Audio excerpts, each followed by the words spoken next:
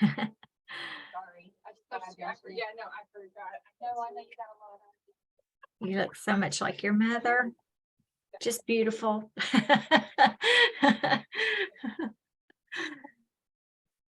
All right. Well, welcome everyone to today's office hours. If you'll be kind enough just to drop in the chat box who you are and the coalition or organization that you represent, county and state, as you're logging on, that would be great. I hope everyone's doing well and it's had a good new year so far. And we'll go ahead and get right on in. This is being recorded, so I will send out a copy of the recording to everyone, and feel free to share it with other folks in your community that may be serving on your coalition or what have you. And I'll also send a copy of the PowerPoint slides too for your reference later on. If you have any questions, feel free to drop those in the chat box. And I know Sarah, our presenter, will be opening up for questions too. And but I'll go ahead and introduce Sarah Ransom. She has worked for the University of Tennessee Extension since 2013. And she serves as the Family and Consumer Science Agent, focusing on healthy living, nutrition, and improving family relationships. She's worked closely with many community partners and organizations to foster lasting results. One large project was the Go JoCo initiative, and she'll talk a little bit more about that. This was a very large grant and that they received a long time ago, and it had she has it's been sustained and adapted since its inception. And I'd like to also say that Johnson County, Tennessee has been around for a very, very long time in our Appalachian Diabetes Coalition Network. In fact, they were one of the first of 5 coalitions that was funded back in the year 2001. So you guys have got 2 decades under your belt working with their network, and it's a pleasure to have Sarah with us today. And I'll go ahead and turn it over on her. And if you don't mind, if you'll just put your computer on mute, that would be perfect, so we don't have any background noise. All right, we'll go ahead. We'll turn over to you, Sarah. Thank you. Sounds good. Thank you, Sheila. And I will say, I'm new to the coalition in regards to 2 decades of work. But Angie and I have often talked about how in Johnson County, we're really good at taking a little and spreading it a lot. And so we have always been very appreciative of the partnership. And so I'm happy to share and give back.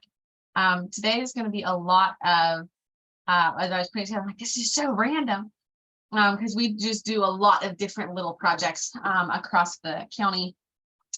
We had gotten the strengthening grant, so we've started to do some more focused work in regards to diabetes.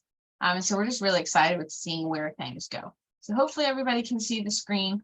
So we're just going to kind of walk through what all of this looks like. So one of the ways that we have started reaching out is specifically through direct marketing with cooking classes. This tends to be one that people will happily sign up for. Everybody loves, to get a new recipe. Everybody loves to come get some food.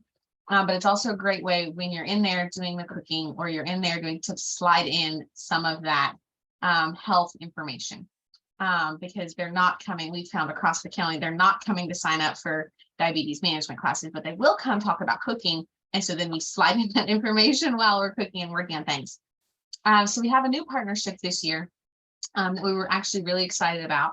The Seventh-day Adventist Church had decided they wanted to have a specific health outreach team to do a lot of different things. One of those is the plant-based cooking school that they did November 3rd, where they talked about, why it's important to have plant-based things in your diet.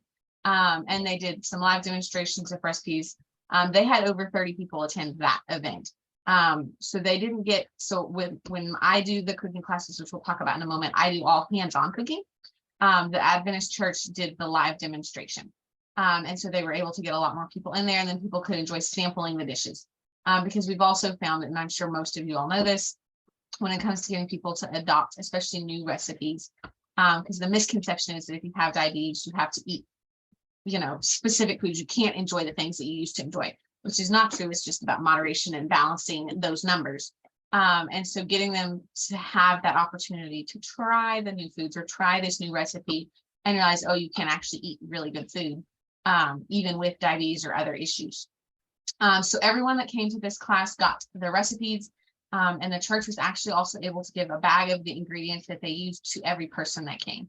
And so this is also a great way, because Johnson County is one of the counties in Tennessee that has some food insecurity, which, opens up the door to a lot of opportunities for us on funding side of things. But so everyone was able to go home with these to help start that. So you guys can see the attendees and the age range, and then some of the health concerns that they were going to do. They had another class January 8th, and I have not touched base with them to see how that went. So I have no updates on that one, guys. But we also have had a lot of snow and weather, so they may have rescheduled that one, because that has created some interesting issues in the last couple of weeks. When you live in Appalachia, welcome to it. So we've also done some Asian cooking classes. And so one of the things with Asian cooking is it has a lot of sodium, which is not great for the heart and can throw off other numbers. But a lot of things with Asians do focus on vegetables, which is great for things like diabetes. And so we focus on how can we do this and make it a healthier version. How do we cut out some of that sodium without getting rid of the flavor? We also did a bread baking class. And so we talked about, again, moderation. Can you still have breads? Yes. Can you still have grains? Yes. But how do we, balance that with everything else? We have an upcoming Appalachian cooking workshop that's going to be held next week, that we're really excited about. The thing with that one is, and I'm sure you guys know, in the South, we tend to fry everything. And so we're going to focus on some ways to have some of those delicious Appalachian foods that we like.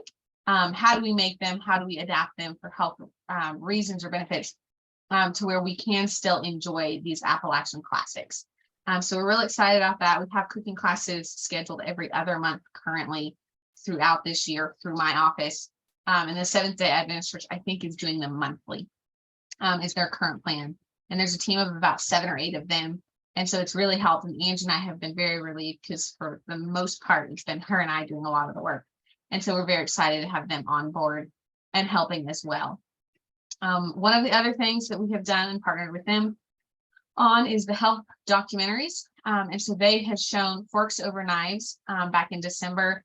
And then again, they were focusing on that plant-based potluck. That's where that tied in. They had a smaller group come out for the actual documentaries part. But then while they did the potluck and they did the food demonstration with the 30-some people, they went back over all that information. And so they talked a lot about the major health concerns that they touched on. And this one was high cholesterol, hypertension, and obesity. But we know a lot of these things can either be triggered by or make the diabetic symptoms, change or flex. And so they had a lot of people, a lot of these were from their church, which we were also really excited, because generally speaking, with Angie being health department and me being attached to the state, we don't get a lot of that faith-based interaction. And so this was also a new and underserved audience for us that we were very excited about. And so I would, if you all have those faith-based groups that do have a focus for health, I would really encourage you all to sit down with those people outside of the church setting and say, hey, we can help provide information, because there's a lot, at least here in the county, there's a lot of pushback to the state coming into a church, because they're afraid that you're going to step on toes and start, pushing all of the state's agendas. And I'm all the time telling people, I'm not pushing any agenda. I'm just getting you information. I'm happy to give it to you. I don't have to have any credit. Because for me and for us and for you guys, it's all about getting that health information to make their lives better, to reduce some of those symptoms, and help them self-manage a lot better. So one of the ongoing big projects that we do to encourage physical fitness, which is a huge component to diabetes, and maintaining those numbers themselves, is the Walk Across Tennessee. We do this at least once a year. And we've played with it over the years. Obviously, you see, we skipped a year. In 2021, we almost missed it in 2020. I think we lacked like a week of COVID. We barely snuck that one in. But so the numbers have changed throughout the years. This last year, we had a lot of participants, but we actually just focused on our schools. And so every classroom that voluntarily signed up compete. And so the classrooms were the ones competing. So obviously they weren't walking the 10 and 20 miles a day. But it was a great way for the kids. We had several reports of them going home and walking with their families, and they'd come back the next day and report out. And so we were really excited to see that it wasn't just reaching the kids, but it was also going home and hitting some of the families as well. And so we've done different things throughout the years. Some years we just promoted to businesses. Some years we've promoted across the county. This year we decided to focus on the school classrooms. But it's a great way to get people up and walking. We found the 6 weeks works really well. 8 weeks tends to be a little too long. And so we changed that several years ago because that was the feedback we got. 8 weeks is too long. And so we have found that 6 weeks is kind of the ideal spot. And we have started doing this one in the spring. So we're going to be gearing up for 2023 in the next couple of months. So we're really excited about that. This is a partnership that we work on with Coordinated School Health, my office, as well as the health department. And so we promote that, but it's easy to do if you all don't have, so I know some states have programs like this and some don't. Walk with Ease is one that is also very similar to it for some states, but it's just an easy way. And if anybody wants to know how to do this or wants to know what we use, I'm more than happy to send those resources and tracking documents and things like that. Yeah, and Sarah, if I can interrupt, if you'll maybe after you get off and you get time this week, yeah, just those resources that you mentioned would be great. The links, and then I'll also send Sarah's, just for your all's FYI, I'll send Sarah's contact information out too. And if you have specific questions or need some mentoring or something like that, Sarah would be great to offer a lending hand as well. So thank you, Sarah, for Absolutely. That. This is a program we've done in Tennessee for years, so it's pretty easy. The one sheet that I will say that I don't like that they use is their conversion chart because it's kind of crazy numbers. But from what I've looked up, all of those conversion charts are kind of crazy numbers. And so what we've started doing just for our reporting purposes is we just go to walking or biking mileage because that just made it a lot easier. And so I'll give loose to like the schools, they do a lot of walking. And then they have sports practice. And so we just made a blanket. If they do an hour of sports practice, it counts for, I think it was like 3 miles, or 2 miles or something like that. So we just made a blanket just for their counting purposes. But so the conversion charts can get a little sticky on that. But I just wanted everybody to know those resources are available. But I'd be happy to share. The tracking document is great. It makes it super easy for whoever is running the program. Which usually ends up being me. And so it's nice to have an easy document to track with, and to keep track of those numbers for reporting purposes as well.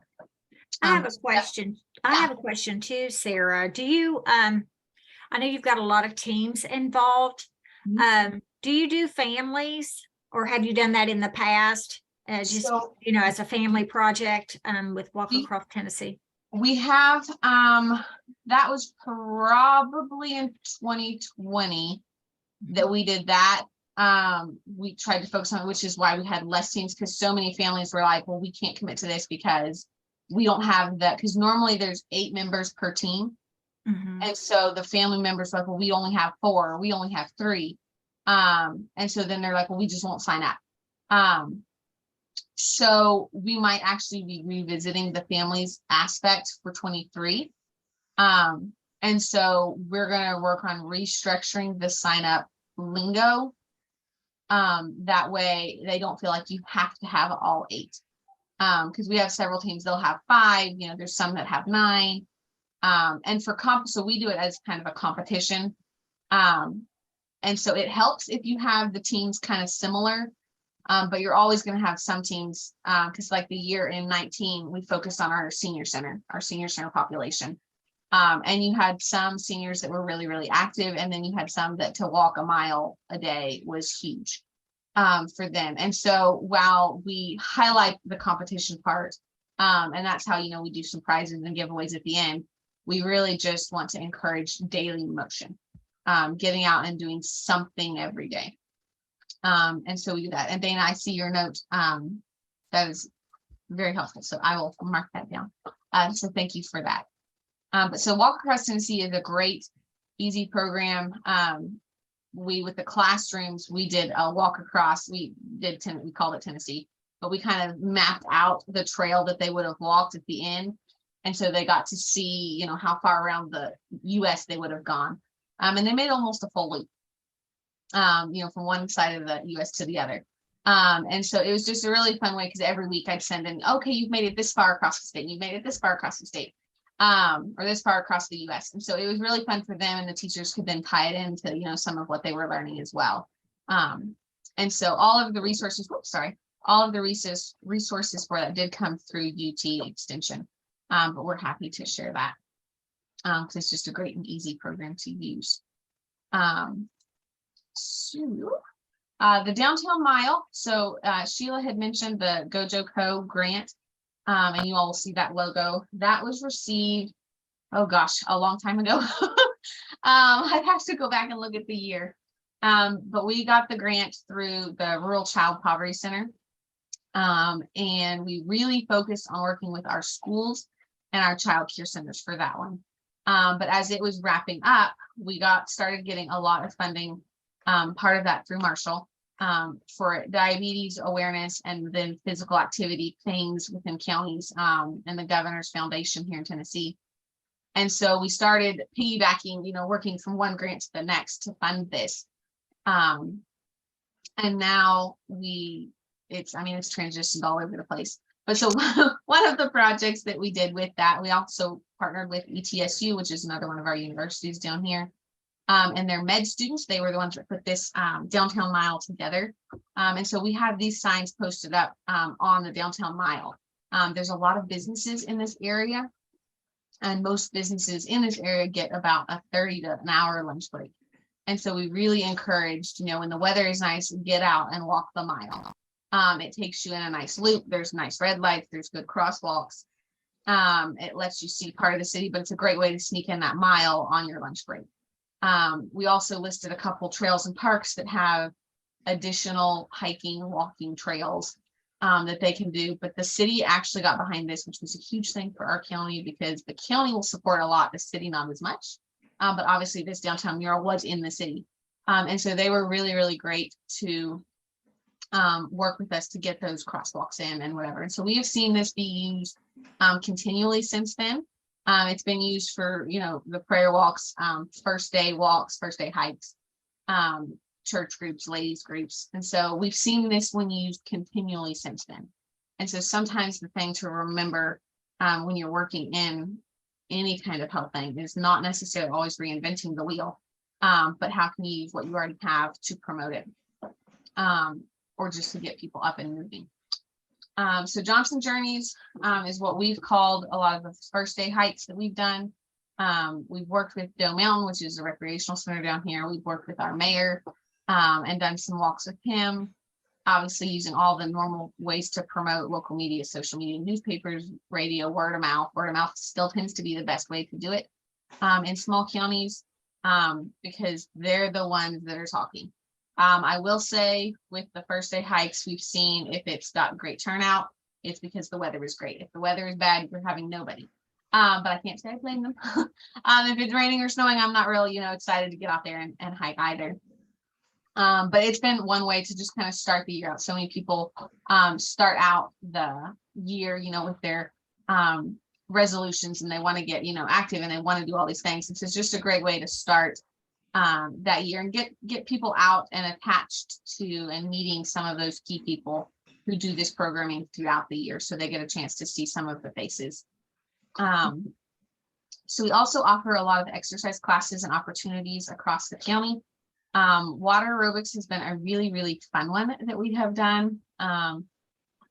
Last year, we had 48 different participants, but over the course of the summer, I think it was like over 300 some people through that program, because they repeat classes.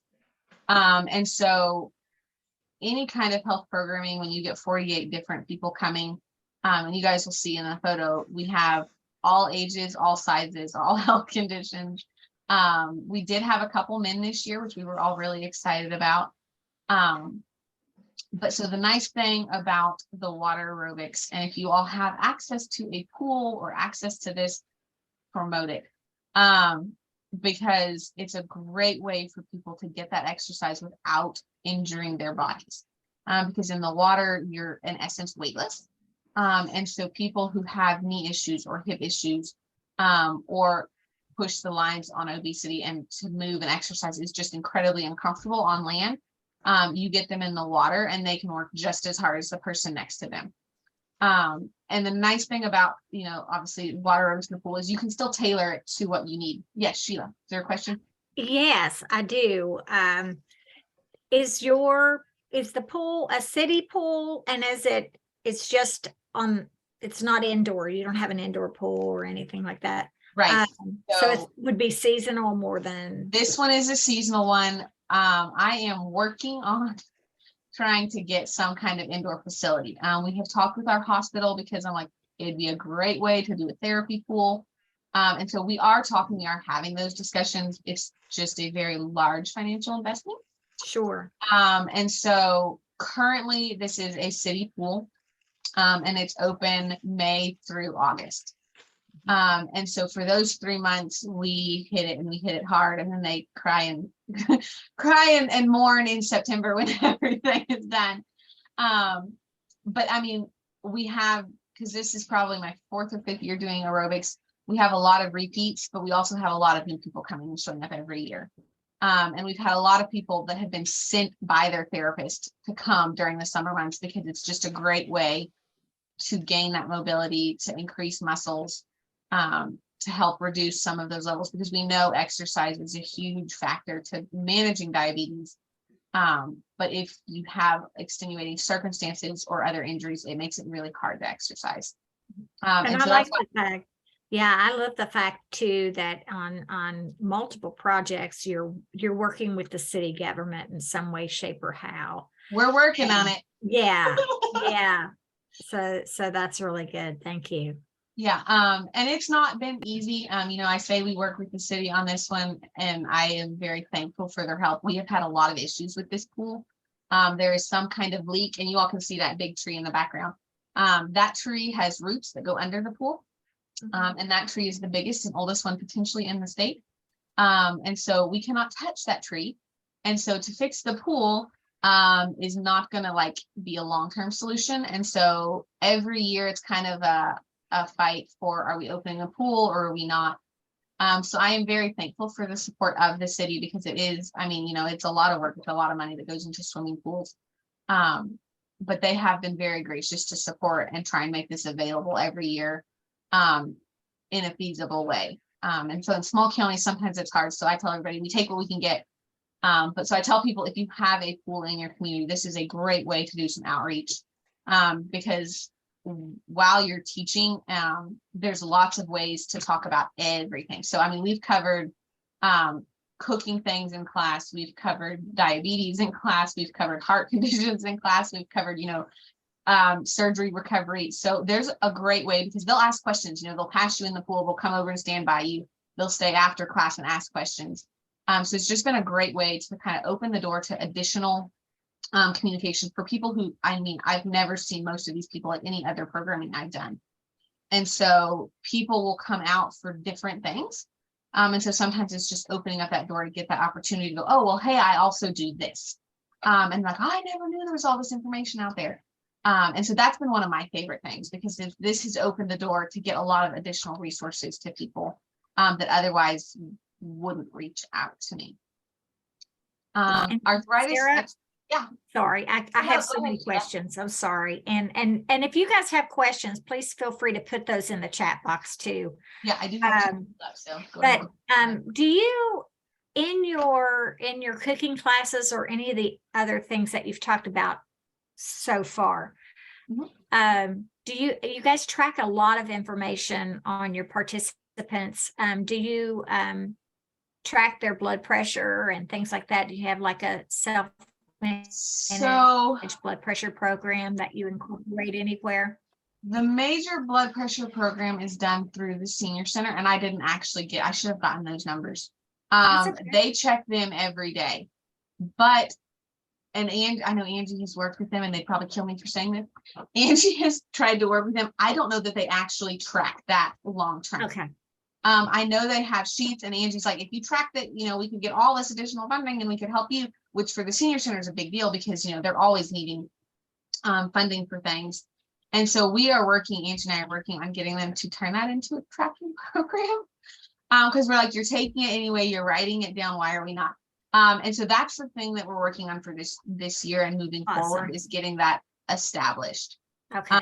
I have not, but I know if I asked my ladies and guys that come to water aerobics and arthritis, they would probably be more than happy to turn in some of those numbers to me. But I currently at this point, I have not tracked those. Sure. Yeah. Generally for my work, they're asking for things like habits, how have habits changed, or weight, or things like that. The A1C is what they always track. Right. But so blood pressures is on our radar. Angie is working on them. She's, telling them all the time, we need to do this, we need to do this. So we're working on it, Sheila. All right. Yeah, I just curious because you've got already that captured audience there anyway, with many of these folks. And I was just kind of thinking outside the box there. So thank you again. Yeah, no, that's a great idea. And I might that's a good idea to consider for this year. Have them track it and then turn that in, because that would be interesting to see how it changes. So with arthritis, this was one that was started back in 2013 when I got my job. And so I have been teaching this almost twice a week, every week since 2013. I have brought in a few volunteers. Angie sometimes helped teach the picture. There's a lady with the dark hair, that's Sonia. My mom has sometimes taught. And these people have gone through some of the Arthritis Foundation's programming. Marshall did the gentle yoga, which is very similar to a lot of the moves. And so some of these people have been through different trainings. But we've had last year we had 72 different people through that program, and we get a lot of really good feedback for things like therapy. Again, we have a lot of people coming from therapy. They get told, go to the senior center and keep taking this class, because it's twice a week. And so they're still getting that exposure. A lot of the exercises are actually almost identical to what they're doing in therapy. But we also have had a lot of people talk about the fall prevention. I almost fell, but because of what you taught me, I was able to catch myself. And again, it comes down to any movement is better than no movement. And so a lot of these participants do have diabetes, are trying to monitor blood sugar. And so this is a great way to do it right before lunch. So this is a great way to teach them skills they can do. I tell them all the time, like, you can do this at home, you can do these in the grocery store, you can do this in the lines, wherever you are, you can do some of them going down the road. And so it's just an easy way to teach them. And it's really neat because if, all of the teachers are out, the ladies will jump in and lead it. Because some of them have been going for years. And so that's another great one. So gentle yoga was started last year at the senior center, and we had 23 different participants. And it was only done for a few short weeks. And so we had just, less time to collect that data. And then silver sneakers, I did not get these numbers from Kathy over at the senior center because I'm not directly linked to this program. So I do arthritis on Tuesdays and Thursdays, and they do silver sneakers Monday, Wednesday, and Friday. And they have much larger classes than I do. And so I would assume the number is much higher than 72. But they do a lot of exercise in regards to weight and resistance training through silver sneakers. There's a lot of support, for silver sneakers. It's, I think, a nationwide program. And so people are allowed to get that exercise and have these opportunities every week. And for our seniors, these are free classes at the senior center. And so that's been really nice to have that. In addition, and the way I teach, just like with water aerobics, with arthritis and yoga, as we're exercising and we're doing our counts or we're doing our leg lifts, we're talking about all sorts of things. And generally speaking, it's health issues that come up, because when you end up with a bunch of seniors, that's what they're talking about. Well, you know, what the last doctor visit said. And so it gives a great way to slide in some of that health information and slide in, you know, those cooking class opportunities. Or, oh, well, maybe you need to ask your doctor this, or well, have you told your doctor about this? And so just giving them that information to help them start to develop those self-management skills and techniques is a big part of those classes for us. So with that, I think I'm all done. So what questions do you guys have? Are there any questions you guys have, or anything I can fill in the blanks for? I will say back to that Gojo co-grant right now. So we have transitioned from the walking side of things. We did some cooking classes and awareness. Right now, the main thing is attached to that food insecurity. And we are working with our farmers markets to do some kids gardening. And so it's been really neat, because we're giving the kids and they get to plant it and, you know, track it and grow it. And at the end of the season, they bring it back to the market. But they're taking home with them plants, planting them with their families, and then they're able to help feed their families throughout the summer months. We have had great success. We had over 75 kids go through the program last year, which was a huge success for our farmers market, because prior to doing this program, we would have maybe 3 to 5 kids through the market in a season. And so we're seeing, you know, in the 70s of different children coming through the market. And we're able to track these families, because they'll come every week. We do it for about 10 weeks. And they'll come every week and tell you about their plants and things going. And so that's where the Gojo Co group is now. We're doing, you know, gardening programs. Yes, Sheila. You're muted. We can't hear you. Yeah, I'm muted. Okay. We had a question in the chat box from Dana, and she was interested in by asking, how are the streets marked for the downtown mile? So if we flip back, they have this sign. I believe it's on every corner, or where you would need to turn and mark it. They also have it, they created an app, and so it's on an app, and then there's several programs that they made, little brochures and stuff for, that are at a lot of these businesses that have the trail marked out on the different brochures. They have them also listed. So like at the parks, they have the Ralph Stout Park and Goose Creek Trail. Those are also marked, so the signs look very similar to this, and they're marked, and they have the others listed. They also, and I didn't put it in here, we created a few years back the mural mile. So a big thing that we've done in Johnson County, because it wasn't directly attached to our group, which is probably why I didn't put it in here. We have several artists that have painted various musical murals. So we have like the Ballad of Tom Dooley. We have some train ones, you know, with all the Appalachian train songs. And we have a variety of fairly famous old Appalachian musicians that were from the county or from neighboring spots. And so we have murals painted up on buildings around downtown. And if you walk to all of those, it's a mile. And so that one is also included in a lot of those brochures as well. So for this one, it's marked. They have the signs just up on the street corners or whatever where you would turn. But for the rest of it, it's on apps or those brochures. I love the idea that that you have local artists involved, because I know in the county where I'm from, here in West Virginia, that's one of the things that our like garden clubs and things like that have taken on their own, because there's a lot of buildings that may not be, they're sort of eyesores, but they took those eyesore buildings that they had downtown and in walking areas, such the sidewalks and things like that, and they revamped them just by, you know, taking and drawing and painting flowers on there, or having someone who had artistic abilities to just put their stamp on there. And it really spruced up the downtown area a lot, and more people were motivated to go downtown and walk. Yeah, we've done several mural walks, which is also great for like, historical purposes and musical, history. I love it. I absolutely love it. Obviously, it makes everything much prettier. But there's also, it's really great as far as tourist things go and tourism, because it gives, especially those smaller counties, something to promote. And I tell people all the time, I'm like, when I travel, I'll find those welcome to whatever signs and I'll go take my picture there. I'll go out of my way to find this. And so I really do like the mural one, because it gives people something to go to and see. Because like the downtown mile, it walks you in a circle. You're going to see some of the murals, but you're not, it's not like a specific, you're just making a loop. The two at the park, they're just loops. But the mural one I like because you get to see stuff as you go.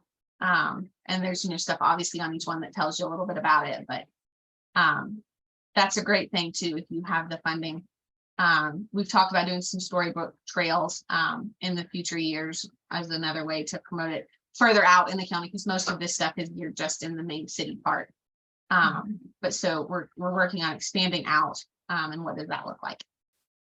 Does anyone on the call here have you ever done the storybook trails? I know I'm going to pick on Beth Delaney. I know I'm thinking that Grundy County may have done that, or some coalitions in Kentucky. I cannot remember, but actually, McMinn and Franklin County both have storybook trails now. Okay. Yeah, I was thinking that you guys, some of your counties had been involved in that before. So Sarah, there's a connection there. If you need any more information or something like that, I can hook you up with Beth on that, or Shelby. Shelby's from McMinn. So yeah, we have talked about that a lot. So I'm hoping to get one up and running soon. yeah, you guys have a lot going on. Tell me what does your coalition look like? I know you guys have been in existence forever, and I have been with Marshall forever, 2 decades now. And so really since the inception of our network, I've been a part of that. And, I've watched a lot of coalitions come together, and then some scatter and some come back together. But what has been the consistency and the sustainability piece there in reference to how your coalition works? And so now when I really wish Angie was on here, because she is by far and away been the key person. I think she was one of the ones that started it when it initially started. And I know when I came on board, it was pretty much Angie doing most everything. The coalition was Angie, because it was something that she was passionate about, and obviously you put in all that time and work to get it started, and you want to keep it going. So there's a handful of us, and we usually meet after like health councils. And again, so it is small. We're expanding. We're working on expanding and bringing in new people. So right now it's kind of made up of Angie with the health department, myself at UT Extension, Amanda, who works with coordinated school health. She does a lot of stuff with us. We've got Brittany with the Seventh-day Adventist Church. Kim Klein is one of our family nurse practitioners, who's helping out because we're getting ready to start some of those diabetes. We've called them different things, but kind of those awareness workshops where people can come in and ask questions. And then we have a pharmacist who's going to come in and work with us some at those events. So there's about 5 or 6 of us right now that are working on this, but it has changed throughout the years. Because there have been some years where it was just Angie. When I came on board, there's a couple of years where it was just Angie and I. And so, does it look like a whole big coalition? No, probably not. But for us, it's all about, and in our line of work too, so much of it is just impacting the lives of the people around us, however we can do that.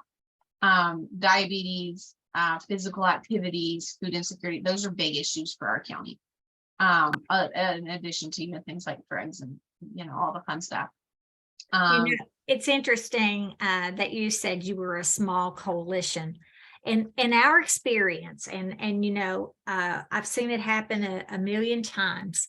Coalitions that have at least 5, people that are passionate about their community, whether it be the health department, and that's usually one of those organizations, and the extension service is usually one of those strong extension, pieces of the coalition. Your faith-based communities, when they're on board, because they meet the people where they're at. It's not outside organizations coming in and telling you how to spend the little bit of funding that you get. A lot of times you guys make funding go a long way. You're very thrifty. And that's the beauty about these poor rural counties, is that you guys are really so rich in resources, but your passion and your connection with the people in the community is really what makes it thrive. And that's where I see the successes with many of the coalitions that are even represented here today that have, continued to work, is that it's all local based, and you just know relationships. Yeah, Exactly right. Yeah. So thank you. And we had a comment here from Natalie from Campbell County, Tennessee. She says they have a Dolly Parton Imagination Library storybook trail at Cove Lake State Park. I'm gonna have to get out and travel Tennessee. Yeah. And the book's displayed along the Goose Island Trail. So they've got stuff going on in there too. Utilize those local trails, those trails in your communities. And we have several, and so I'm hoping, and like our churches and schools have those circle, and I'm going, come on, like if I can find you, my goal is if I can find the funding and the tools to get them set up, like if you all can just change the stories out, I'll get you the stuff you need, you just change it out. So I'm really hoping, and we've had some questions across the county, and there's a new group that was formed in 2020 that wants to work on this, and so I'm hoping we can bring them on board, because they're really, really good at going to get grants and writing those, and they have the grant writers. And so I'm going, if they can help write the grants, and we can help implement. So Angie and I are working on it with them. So we'll see what the future holds. Nice. Any other questions that you guys may have for Sarah?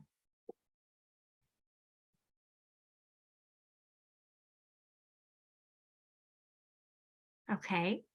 I'll have a question for you guys. How many of you all have a partnership with your faith-based community that's on board here on our call?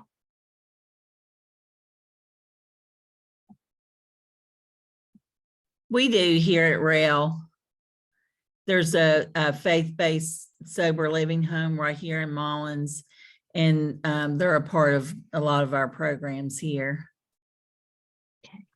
They're always a really strong partner to have. And also, actually, the food banks. There's a church in Coville that's right outside of Mullins, Coville Food Pantry. We do a lot with them. They bring stuff down here, food and such that we share with Southern Highlands Mental Health for their IDD clients. So we've got some pretty strong partnerships here in our area. Thankfully, I'm thankful for that. Yes. And Christy is from Wyoming County, West Virginia, which is another poor rural community. And everyone on here, today represents that. And I just want to thank everyone for being on here today. Any other questions before we end? We have 15 more minutes. Or I'll give the 15 more minutes back to you if you'd prefer, if there are no other questions, but I'll open the floor for a couple more questions if you want. And if not, we can close out, and I'll let you know that I'll be sending along the recording once it's up. And I'll send Sarah's PowerPoint, a link to that. I'll try to download it to where it's like in a PDF or something like that, if possible, so it's easier to read.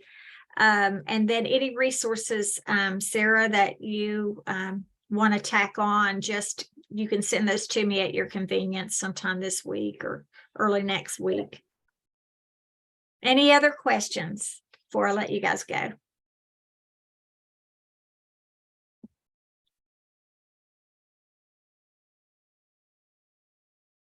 All right. Well, thank you everyone for joining us. And I'm searching for next month's presenter. So if you would be interested in taking the time to present to your peers and get out your brag book and talk about some of the great things that you guys do in your communities, I welcome that. Just contact me and we'll get you all set up. So thanks so much for joining us today.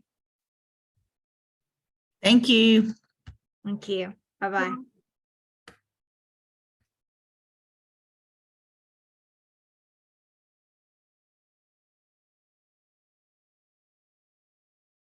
I will get those links, Sheila, and get them sent over to you. Okay. Hopefully this afternoon or tomorrow. All right. Okay. Thank you so much, My pleasure. Sarah. This was great. And I think you had a good audience and lots of great information. You guys rock. You really do. And I really appreciate you. We do what we can. All right. Thank you so Thanks, much. Sheila. All right. Bye-bye. Bye.